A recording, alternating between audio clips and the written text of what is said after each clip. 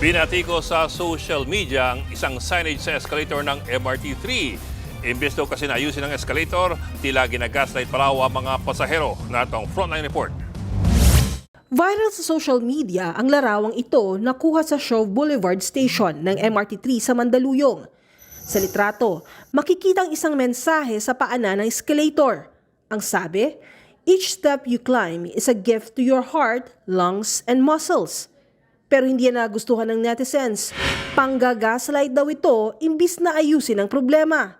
May mga nagtag din sa Facebook page ng DOTR. Sabay banat na bigla raw silang nagkaroon ng health campaign. Hirit pa ng isa sa mga comment section, wala raw simpatya ang mensahe sa mga pagod na manggagawa, mga senior citizen at mga PWD. Hamon naman ng isang netizen sa mga taga-DOTR, dapat daw mag-commute silang lahat bilang mga public official. Matapos mag-viral ang signage sa Shove Boulevard Station, agad itong inaksyonan ng DOTR. Sa isang pahayag, agad na raw inalis ang naturang signage. Git pa ng ahensya, hindi nito sinasalamin ang kanilang opisyal na posisyon, lalo't prioridad daw nila ang convenience ng mga commuter.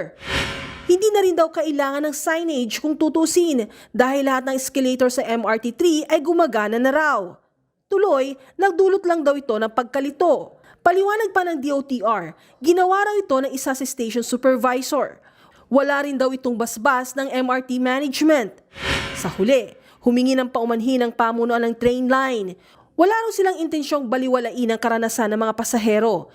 Kinikilala rin daw nila ang kahalagahan ng pakikinig, lalo sa isyu ng comfort at kaligtasan. Sa ngayon, inatasan ng DOTR ang MRT management na agad tugunan ng anumang aberya sa mga escalator o anumang pasilidad sa mga estasyon.